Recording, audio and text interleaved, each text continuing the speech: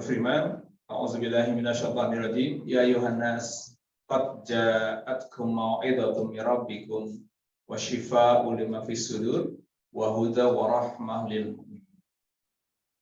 Wahai manusia, ini ayatnya. Nanti bisa dibuka ya di Quran surat yang ke-10, surat Yunus ayat ke-57. Ya Yohanes, wahai manusia, ini tantangan kepada semua manusia. Kenapa bukan orang beriman saja? Karena Quran itu bisa dibaca, dipelajari, ditazaburi, bukan hanya orang muslim saja. Bulan lalu kami di Masjid Al-Azhar itu kedatangan tamu. Ada tamu dari Kanada.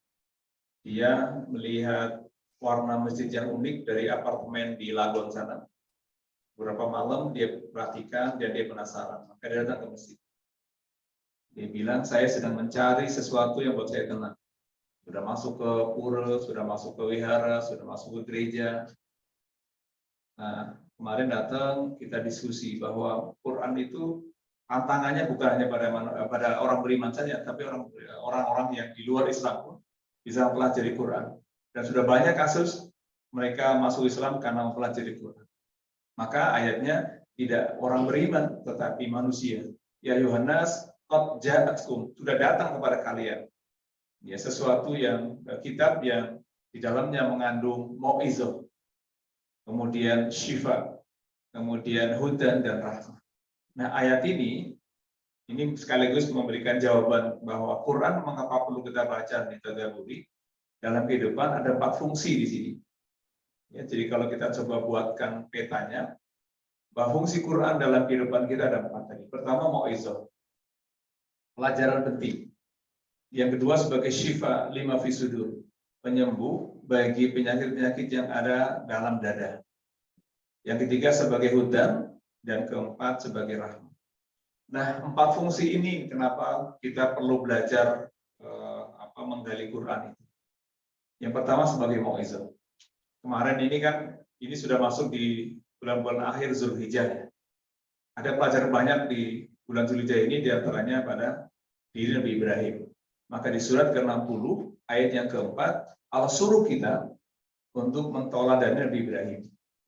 Qad kanat lakum uswatun hasanatun fi Ibrahim walladzina ma'ahu. Di surat Mumtahanah surat ke-60 ayat yang keempat, sungguh telah ada suri teladan yang baik pada diri Ibrahim dan orang-orang bersamanya.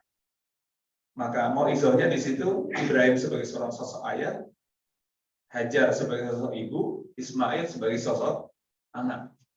Jadi pelajaran banyak ya, kaitannya dengan keimanan karena Ibrahim itu diuji dengan cobaan yang banyak. Di antara pelajaran penting Nabi Ibrahim dalam kehidupan kita adalah pelajaran tentang tauhid, tentang keimanan. Bagaimana cara mempertahankan keimanan di tengah gempuran luar biasa. Maka pelajaran pentingnya dimunculkan misalnya salah satu nama ayat surat dalam Quran adalah surat Ibrahim. Surat ke-14. Ada ajaran yang indah, analogi yang indah. Saya pernah sampaikan ayat ini. Kaitannya dengan keimanan kita. Analoginya sangat sederhana, tapi maknanya sangat dalam. Di surat ke-14, surat Ibrahim, ayat 24 hingga 27. Allah mengajak kita berpikir, A'udzubillahi minasyaitonirrajim. Alam taro kaifa daraballahu masalan kalimatun thayyibah. Apakah kalian tidak berpikir dan merenung bagaimana Allah membuat perumpamaan kalimat yang baik seperti syajarun thayyibah, seperti pohon yang baik. Analoginya tentang iman itu seperti digambarkan pohon itu, pohon yang indah, pohon yang baik itu adalah asluha sabit, pohon yang memiliki batang yang kuat dan akarnya menancap ke bumi, wafarmofisawa dan dahannya menjulang ke langit. Ini pelajarannya kaitannya dengan peristiwa yang dialami Ibrahim alaihissalam. Dari urut cerita tadi, surat 14 surat Ibrahim itu, dari 24 hingga 27, analogi yang dibangun untuk kita adalah ibaratnya memperteguh keimanan kita, itu seperti menjaga merawat pohon. Jadi pohon yang sehat itu kan perlu dirawat, disiram, nanti perlu dipupuk, baru pohon itu bisa tumbuh baik, berkembang. Nah, kalau pohon yang tadi tidak dirawat, bisa jadi akan mati. Sama seperti iman yang ada dalam dada kita. Iman yang ada dalam dada kita itu bisa jadi kalau tidak dirawat, tidak di-manage, tidak di-maintain, itu bisa jadi akan usang.